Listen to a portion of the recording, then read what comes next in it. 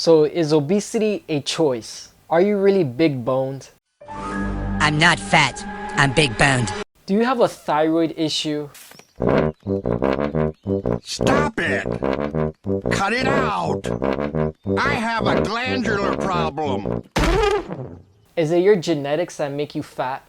Or maybe it's through the lifestyle choices that affect your weight. So believe it or not, this is actually a way more complex issue than what it seems. So in this video, I'm gonna dive into all the intricacies that make people obese compared to others that are not, starting with genetics. So as we know, we don't choose our parents, and having good genetics is like winning the lottery basically. So genetics affect our height, the way we look, and it could also affect our metabolism. Some people burn more calories at rest than others. We've probably all met that guy that is shredded with a six-pack and eats nothing but pizza and donuts, and you're just thinking to yourself, how do you look the way that you do? Get shredded.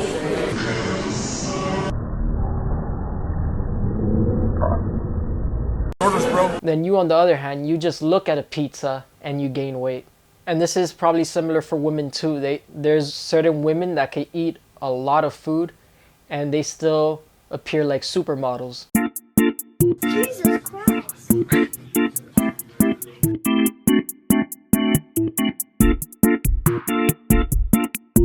This has to do with genetics. You can have different genetics for your BMR, which is your basal metabolic rate, which is how many calories you burn at rest. And your genetics influence your fat distribution. So personally for me, when I gain weight, it goes straight to my waist. And even when I'm relatively lean, my body still holds fat in my lower abs. I've never been able to have a crisp six-pack with all abs visibly showing, even when I would be at a low body fat and I'd train abs 3 to 4 times a week.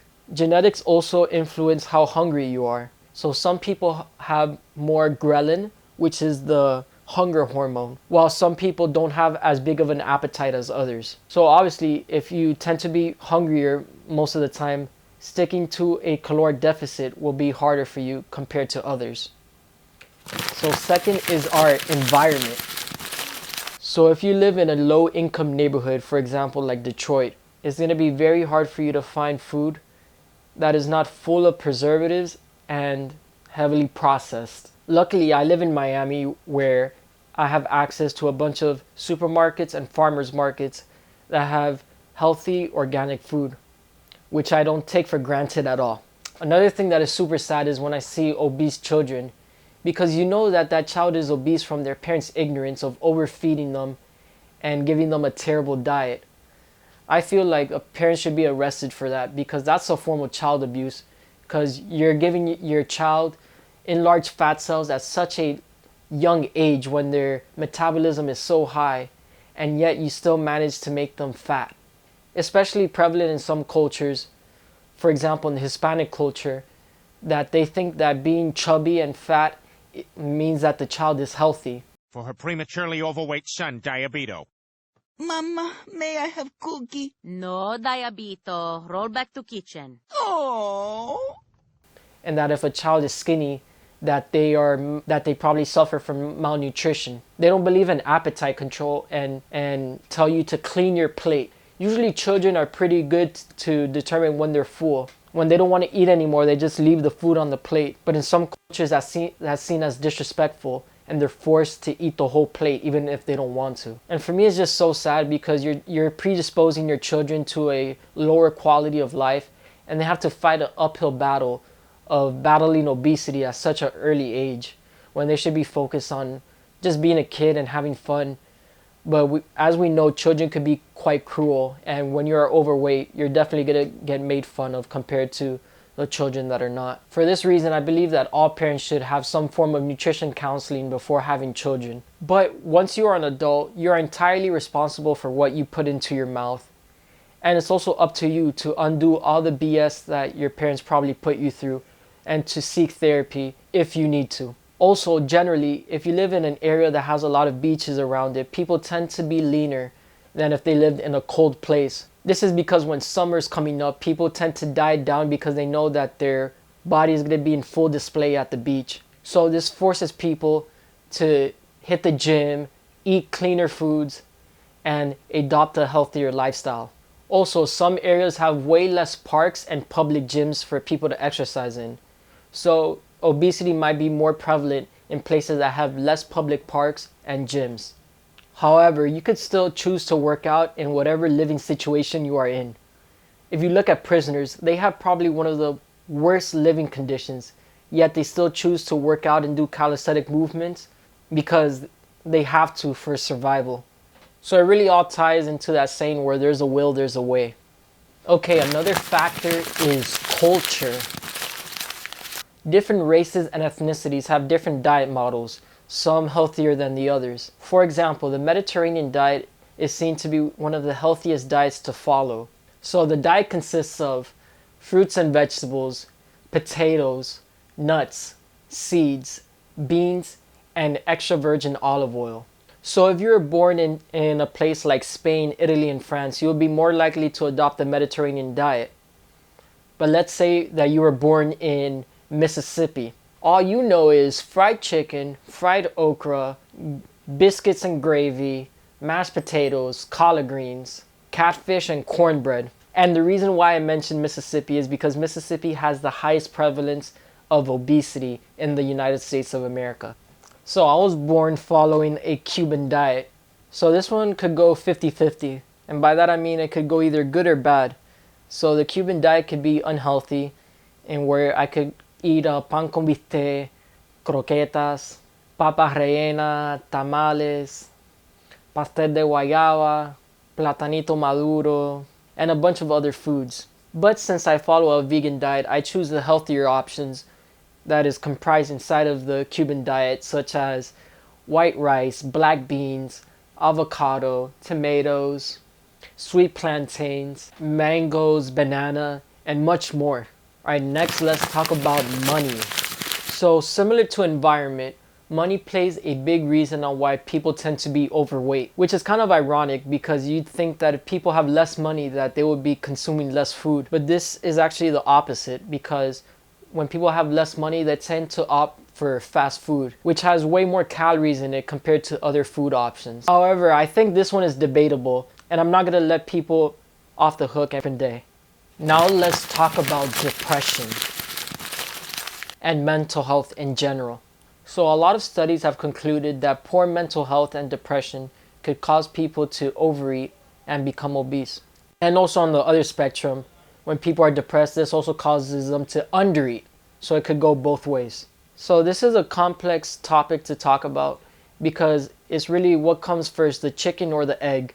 Is the person depressed because they're overweight and obese and they're eating bad foods that are affecting their neurotransmitters such as their GABA receptors and their serotonin and dopamine receptors? Or are they depressed first and that's what causes them to be obese? This also brings up the question, is depression a choice? So that question is highly controversial and is outside of my area of expertise, so let's move on from there. But what we do know is that stress and depression could raise cortisol levels and cause you to overeat. It could also cause you to store more fat than if you weren't stressed out. So if you are depressed, make sure to get some counseling and therapy. You can also choose to do activities such as meditation and gratitude journaling to lower cortisol levels and stress. Sleep deprivation is also a huge reason why people are stressed out, and sleep deprivation also increases hunger and lowers your metabolism. So I made a full detailed video of how to improve your sleep, so you can check that out here. So if you don't watch this video, you're choosing to be sleep deprived. Just kidding. Not really. So media is another reason why people are obese. Okay, everybody ready to get your picture taken? To celebrate cheeseburger time at McDonald's, Ronald was taking pictures of all his friends. Okay, now smile and say cheeseburger. Cheeseburger. Very good. Here's a cheeseburger for you. Hey, who's next? Susie. All set? Okay, smile and say Cheeseburger. very good. Here's a cheeseburger for you. You know McDonald's cheeseburgers are so delicious you almost have to smile. Ahoy! How about a cheeseburger for me? Oh no, Captain Crook, not till you learn to smile. Oh, really? Watch this. Cheeseburger, cheeseburger, cheeseburger! He did it! Yeah! If you want something to smile about, just say cheeseburger at McDonald's. In McDonald's land, in McDonald's land. For example, 20% of all commercials that are shown on TV are food commercials. And most of these commercials are targeted to little kids, such as high sugar breakfast cereal, candies, chocolates. Personally, I remember as a kid, my parents will feed me 2 Pop-Tarts and Cocoa Puffs first thing in the morning, then send me off to school. And then I'd wonder why I'd feel like around 12 o'clock. People are also exposed to food propaganda through social media as well. Since not many people are on TV nowadays, they target you through different apps like Instagram, TikTok, and YouTube. So now with this said, it seems like we have no control over this epidemic of obesity. So what are things that we could do to combat this issue? So as I mentioned about genetics, this is things that are out of our control. Instead, let's focus what is in our control. So first we have to accept that some people have it way easier than others, and some people may have it a lot harder than the typical person. But we are given our cards and we have to play our hand the way it's dealt. You have to analyze the chessboard and just make the best possible move. For example, I may not have a full head of hair anymore, but this does not mean that I could not live a happy, fulfilling life compared to someone that did have hair. I just need to play the hand that I am dealt and analyze the chessboard and make the best possible move. So now let's talk about how to avoid obesity. First is to chew slower.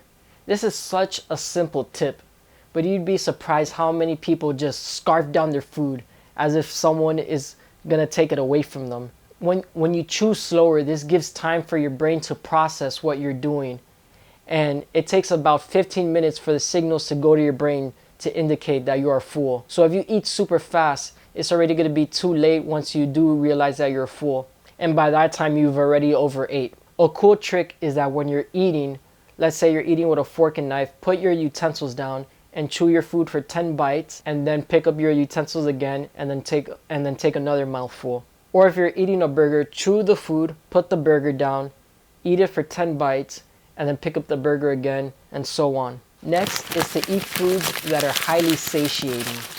So satiating means that it is more likely to make you full compared to others. So the way that people put on weight is by eating out a caloric surplus. This means that they're eating more calories than what they're burning off. So just look at your calories like as if it's your allowance.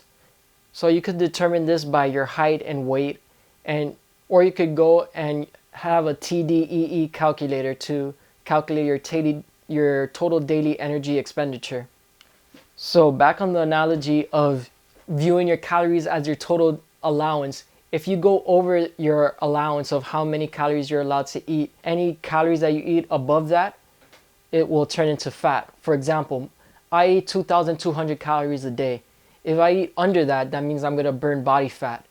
And if I eat over that, it will be stored as fat. So with that total number of calories that I have, I wanna choose the foods that make me the fullest. I would wanna choose foods that make me the fullest with the least amount of calories, so I have the most nutritional bang for my buck. So the problem with eating a food like pie or cookies is that they have a lot of calories, but they barely have any nutrients to make you full.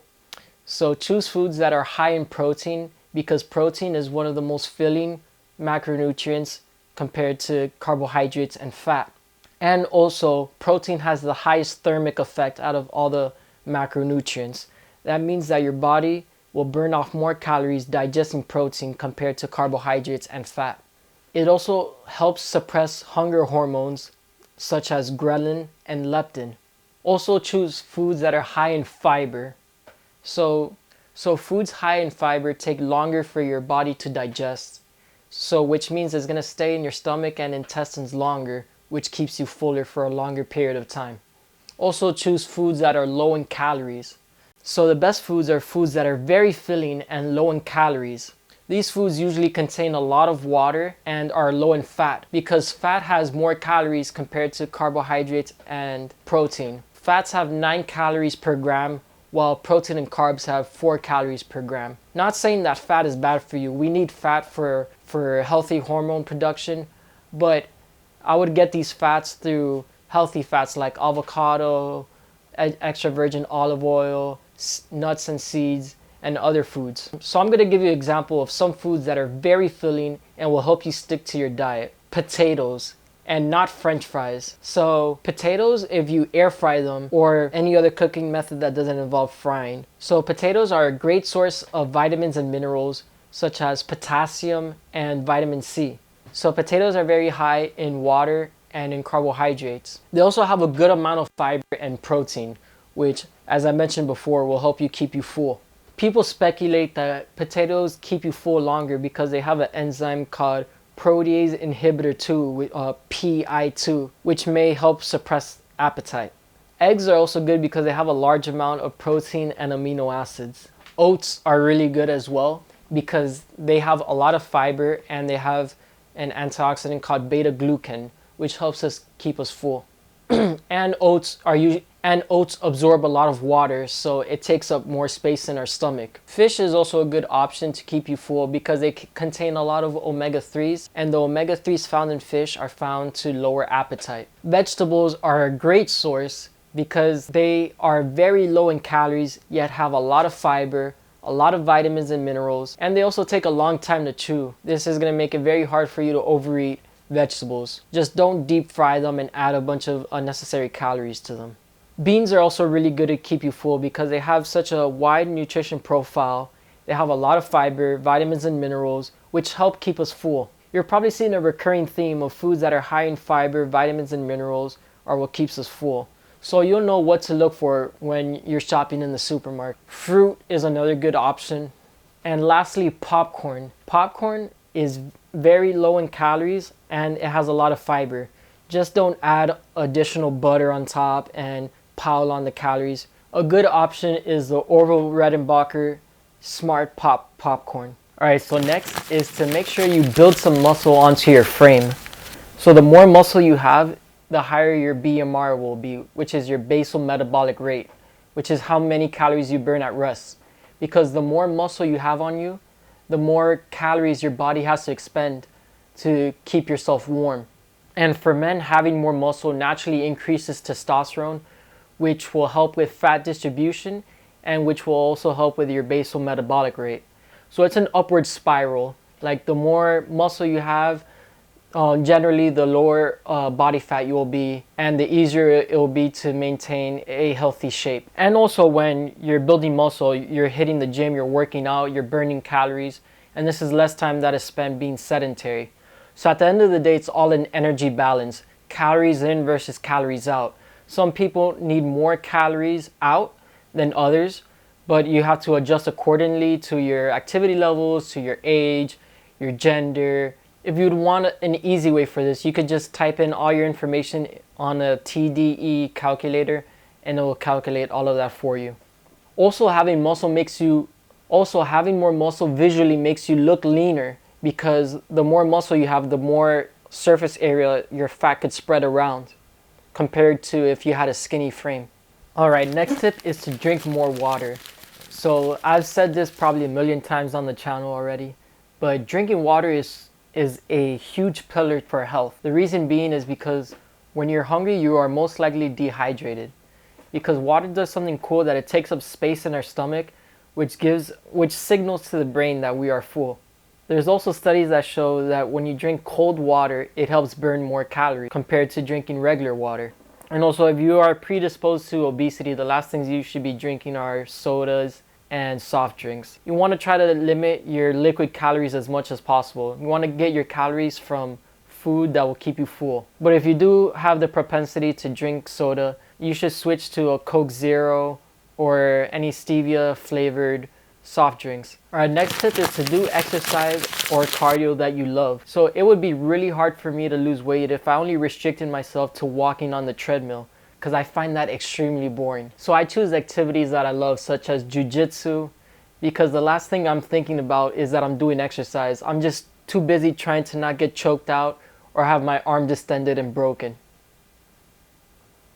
Basketball is another huge one for me. I've played basketball for almost my whole life, and I find it very therapeutic for me, and I just get lost in whatever I'm doing. And when I'm playing a game, all I'm thinking about is winning, and I'm not thinking that I'm actually engaging myself in exercise. Hitting the heavy bag is great because it's low impact, and I get to take out my daily aggression out on something. And it's also nice feeling like a ninja when I'm doing flying kicks.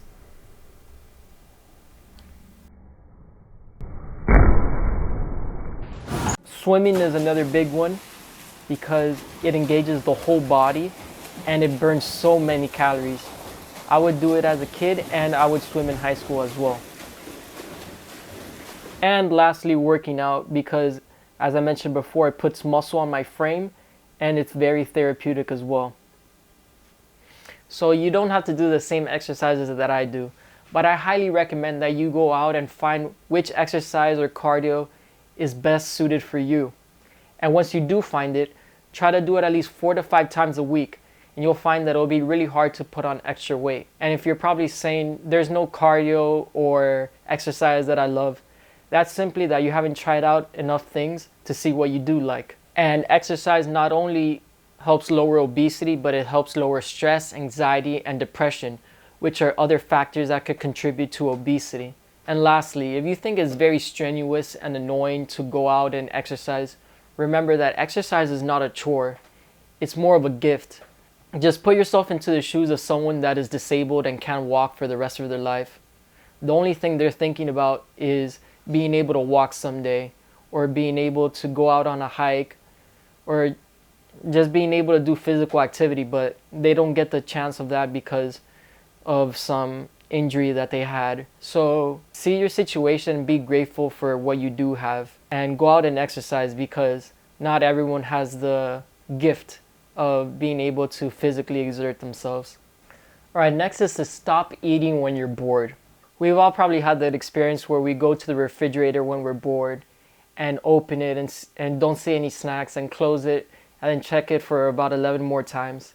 This is because you're bored, and when you're bored, it triggers you to want to go eat, to have something to do. So it takes mindfulness to recognize that you want to only eat because you're bored. So to avoid unconscious eating, you can choose to increase your mindfulness by doing things such as meditation, and this will not only help for your diet, but this will help in multiple facets of life as well.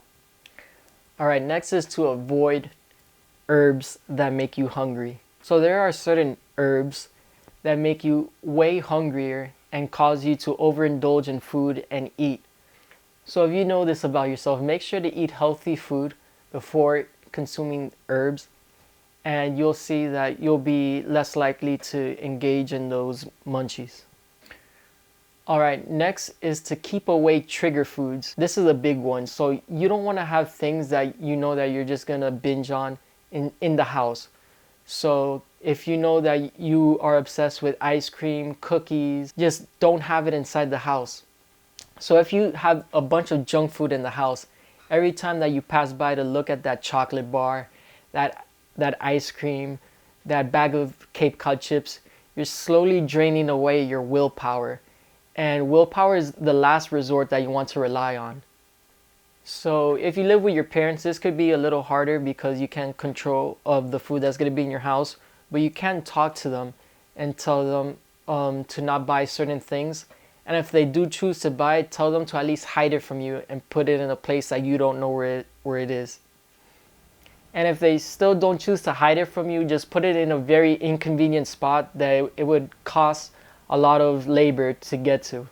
Alright, next is to use intermittent fasting as a tool when you go out to eat for a family event or a social event. So to do intermittent fasting, you fast for the beginning of the day. Then you can have a light snack like a banana, for example.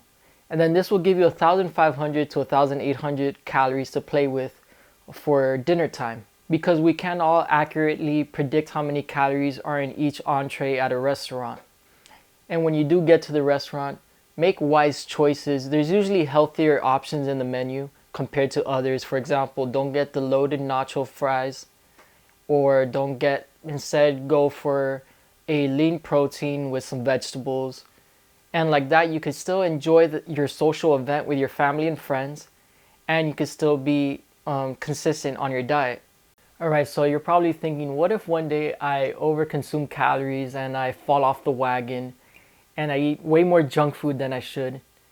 And to be honest, this is completely normal. Even the healthiest people have days where they eat unhealthy food, and it's completely normal. The thing is to acknowledge that you fell off the wagon, just dust yourself off, and stick to the plan the next day. Don't try to overcompensate and starve yourself the next day, because that could trigger eating disorders. Instead of, don't aim for perfection, just aim to be slightly better than you were the last day. Because if you try to be perfect, this is going to put unnecessary stress and anxiety on you to maintain a certain goal. Instead, just understand that this takes time. Everyone has days that they overeat and overindulge. The key is just to decrease the amount of occurrences that this happens. Alright, so my final conclusion is that yes, I believe that obesity is a choice. And some people may say that I'm being insensitive for saying that, or I'm being fat phobic. If you work out because you want your body to look a certain way, you don't care about health, you are fat phobic.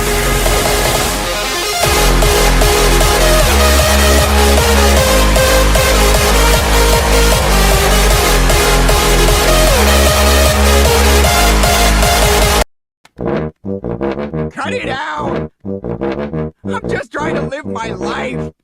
No one taught me about carbs. But I believe it's on the contrary. It actually empowers them, because once you know that you are in control of something, it gives you the power and not some external forces. And I believe the worst thing that you could do to someone is to take away their hope. So I hope you guys learned a thing or two on this video, and make sure to smash the subscribe button for educational and nutrition content. And as always, I'll see you in the next video. Bye.